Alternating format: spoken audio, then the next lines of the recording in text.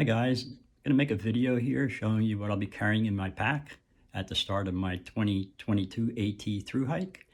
And some of this is just going to be winter gear, and it'll be sent home sometime in the beginning of the hike as it warms up, and that'll allow me to have a lighter pack. So let's get down to it. Okay, let's go over the gear that I'll be carrying on my 2022 thru hike. First off, let's start with my pack. It's an Osprey Exos 58. It's a fairly light pack. It's got a good amount of room. It's got side pockets for water bottles. And this pack comes with a brain. They call it a brain. It's just an extra bag that fits on the top. And to have a little thermometer I'm going to be carrying, so I can see how cold it gets in the beginning there. Just be curious to see what the temperature is going to drop to. Comes with this springy ventilated back to help keep you from getting too sweaty. Gives you a good amount of ventilation.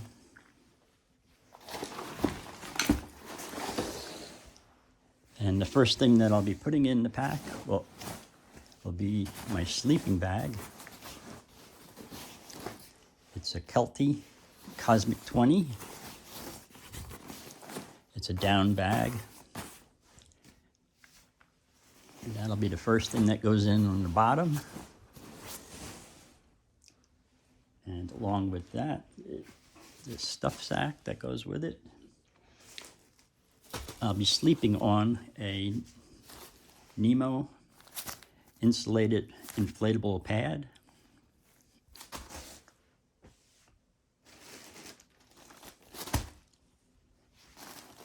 My tent, that's going to be a Z-Pax Pleximid Solo. It's a one-person tent. It sets up with 6 stakes and a trekking pole, so you don't need to have a frame for it. The trekking poles that I'll be carrying for hiking, they work for the tent as well.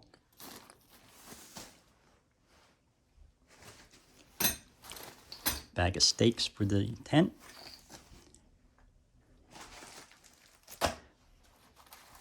I'll be carrying a little piece of Tyvek type material that I can put underneath the tent there. It'll help protect it from any rocks and also protect my air pad.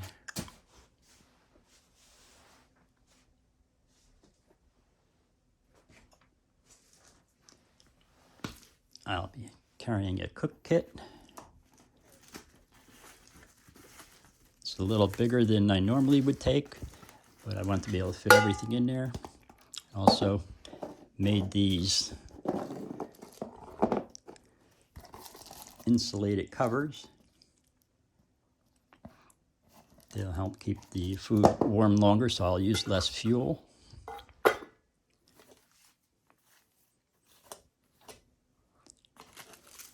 And the guy showed me this little neat trick. I'm going to try it out. Little grabber to take the pot off the stove. I don't know how well that'll work, but I'll give it a try. It's light. Then I have the pocket rocket stove, in which you can disassemble a little bit and then it fits in better.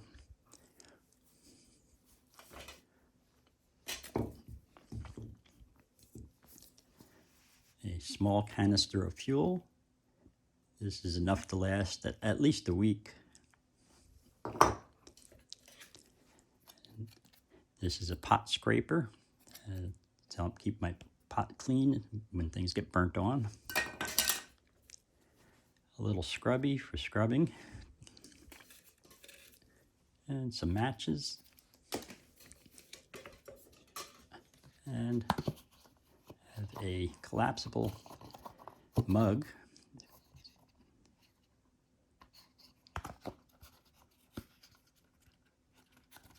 Kind of hard do it with one hand. There you go. Takes up no room. And my pot.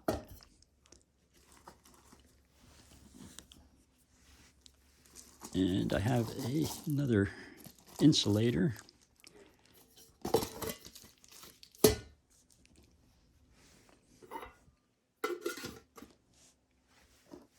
So when you boil your water, you cover it up in there, and you don't need to use as much fuel, so that's very important.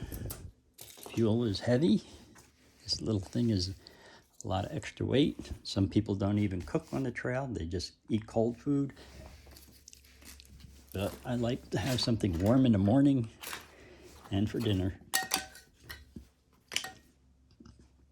It's nice to have a hot drink too, so I'm a stove guy. I've tried it without it and I didn't like it.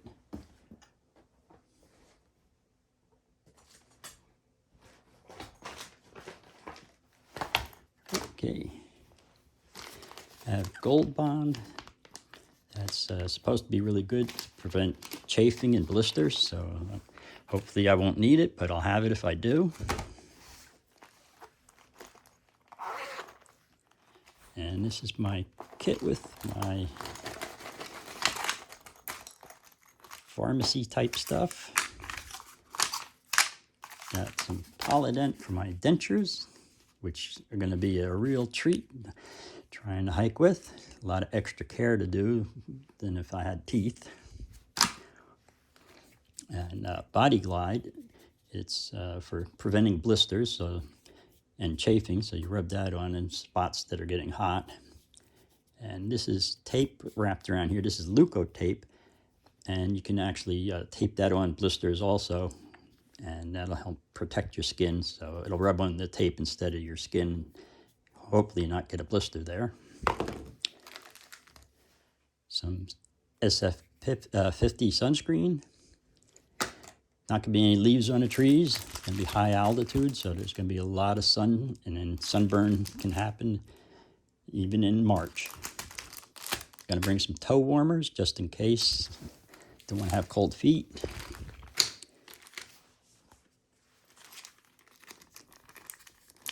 And this is more of my pharmacy kit.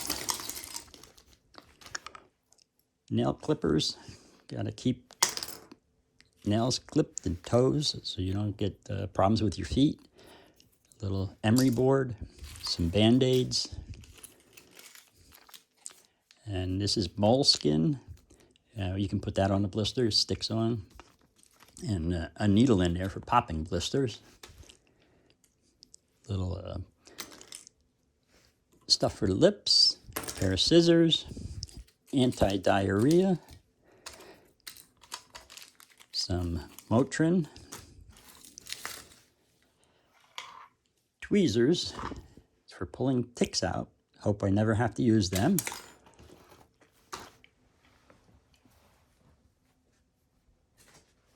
And I have a Sea to Summit head net in case the bugs get too much and I can't take it. I can always put a head net on.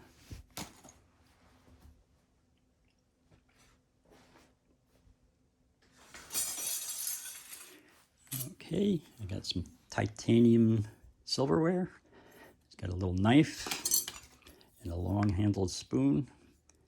That's great for reaching down into like Mountain House bags or any really deep bags that you buy backpacking food in. Got some spare parts for my water filter, and there's also a couple of coffee filters in there, which I'm thinking might come in handy if I have to filter water that has sediment in it, so I can pre-filter it through the coffee filter before I put it through my actual filter. And I'm taking the Sawyer filter,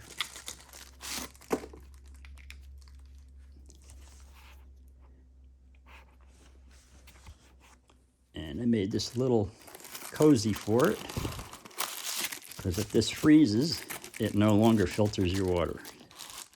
So this has to be kept warm at all times, and night, it's advisable to keep this in your sleeping bag with you. And in the daytime, if it's really cold, inside your jacket.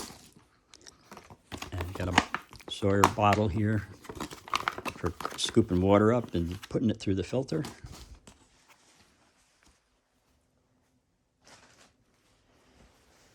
And for doing your business, you need a trowel. To properly take care of your business on the trail, you need to dig a cat hole 6 to 8 inches deep and bury your business in there, along with the TP, or you pack it out. You do not string it all over the trees and bushes like some people do. That is a no-no. Always leave no trace. Nobody should know you've been there.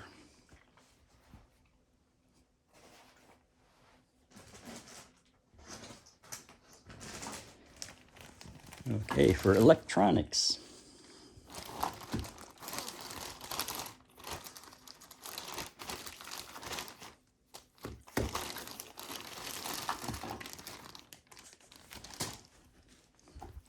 And my charging block, it can do 2 at a time.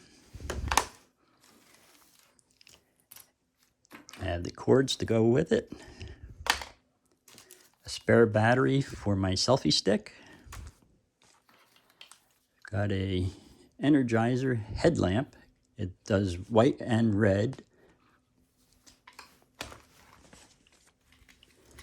And this is my RAV power. This will charge my phone several times before I need to actually find some place with electric to charge it up. And this contraption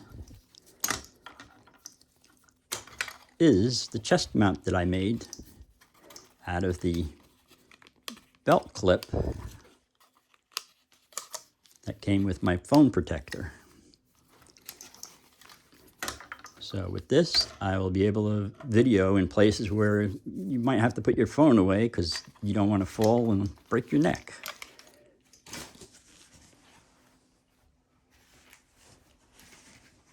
My weapon of choice for protection from bears is my Cabela's huge knife. That ought to do it. This comes in handy. I've needed pliers on the trail, so it's a little extra weight, but I think it's well worth it. It's got a little saw. That'll be all I need.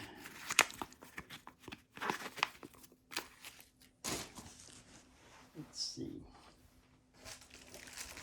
Okay, forgot this one. This part of the electronics. This is a little cozy I made, and this will be just right. My phone slides right in there, help keep my phone warm, because anybody that has tried to use a phone out in the cold knows that it kills the battery.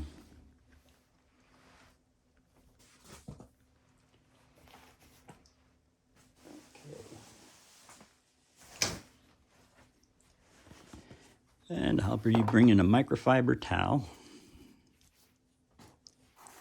And this is actually one of them stiff towels that you use to dry off your car.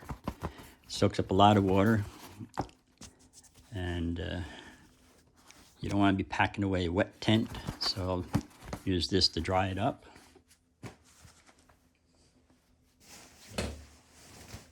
Let's see.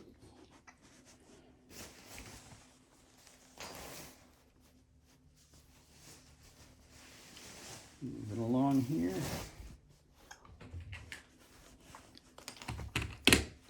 Okay, I'll be using a set of trekking poles. I really like hiking with trekking poles. They really make a big difference. They come in handy.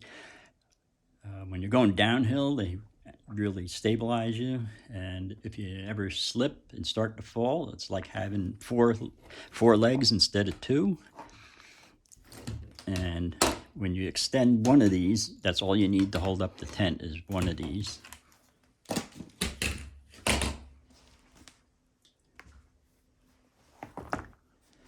I'll be bringing along a pair of really light shoes. I can wear these in camp, but once I get there, to give my feet a break, let them air out. They're ventilated. And if I have to cross a stream and I don't want to get my shoes wet, I can also wear them then to keep my shoes dry.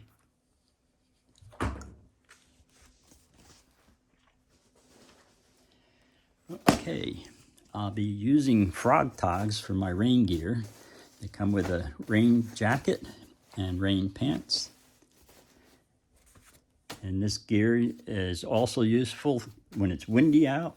Can also use it inside my sleeping bag if I need extra warmth.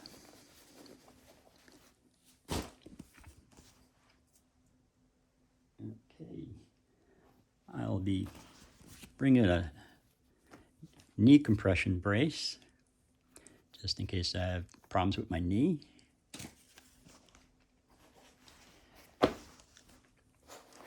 I have a pair of sealskin's waterproof socks, and they're like felt lined on the inside.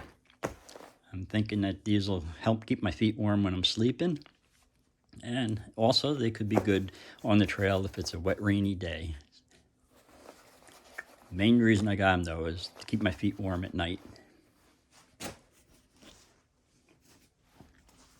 Besides those, I'll be carrying a pair of Injinji toe sock liners. These can go inside my regular socks. They help keep you getting from blisters by separating your toes. I'll be wearing Darn Tough socks.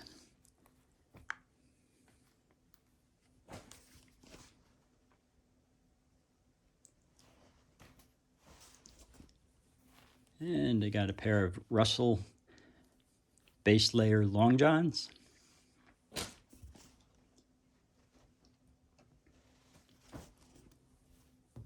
And a 32-degree top. I'll be wearing both of those when I sleep at night to help keep my sleeping bag clean and to keep me warm when it's cold out. And also a pair of Reebok underwear. And this type of underwear is supposed to help keep you from getting chafing. We'll see. I've never worn these on the trail before, so I don't know. I'll have to find out. Okay, since it's going to be cold, I'll be bringing a pair of winter gloves, at least for a little while.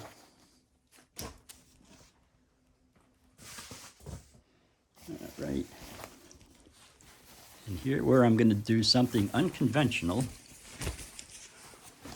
I have this very light puffy jacket that I'll be carrying. And besides that, I'll be carrying a heavier puffy jacket. And here's where it gets really unconventional. I also have a windbreaker that I'll be taking along. So the plan here is, since I have a 20-degree sleeping bag, which is really only good to like 30 degrees, their ratings are a little crazy. You'd have to go online and look that up to figure that out. It's not what it says. So my plan is that I'm going to wear the light puffy jacket inside my sleeping bag. If it's not warm enough, I can add the second puffy jacket, and I can add the windbreaker. If it really comes down to it, I can also throw my rain gear on top of it. So I should be good any kind of weather that shows up. And as I move up the trail and it starts to warm up, I can pack these up and ship them back home.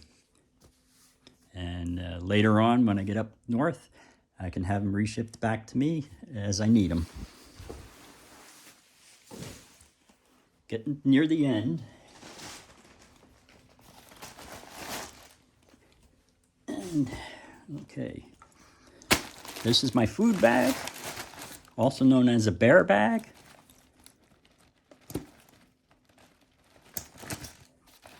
And this is my rock bag, or a throw bag.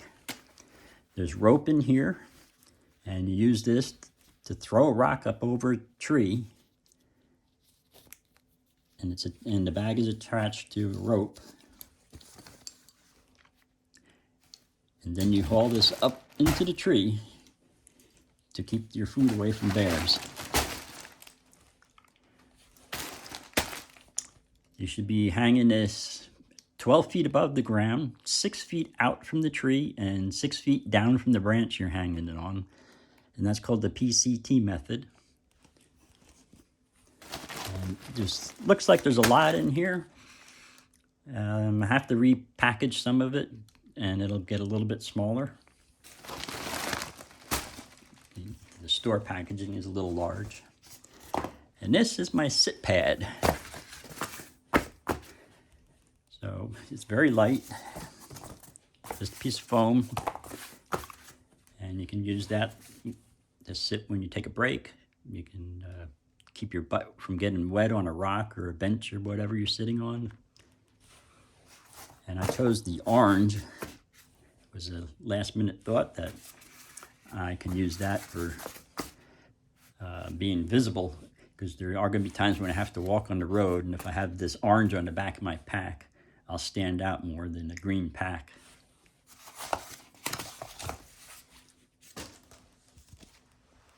And that about does it. I'll probably make another video detailing all the food that I'm going to be bringing. And after, believe it or not, this all fits in that pack. And I will stuff all this in the pack and make another video showing you the food that I'm bringing. So thanks for watching. Please like and subscribe. And if you're out on the trail, hope to meet you someday. Oh, and I forgot to add that I'll probably, weather permitting, get outside, also time permitting before I leave, get out and actually do a PCT hang of the bear bag and show you how that's done. And bye again.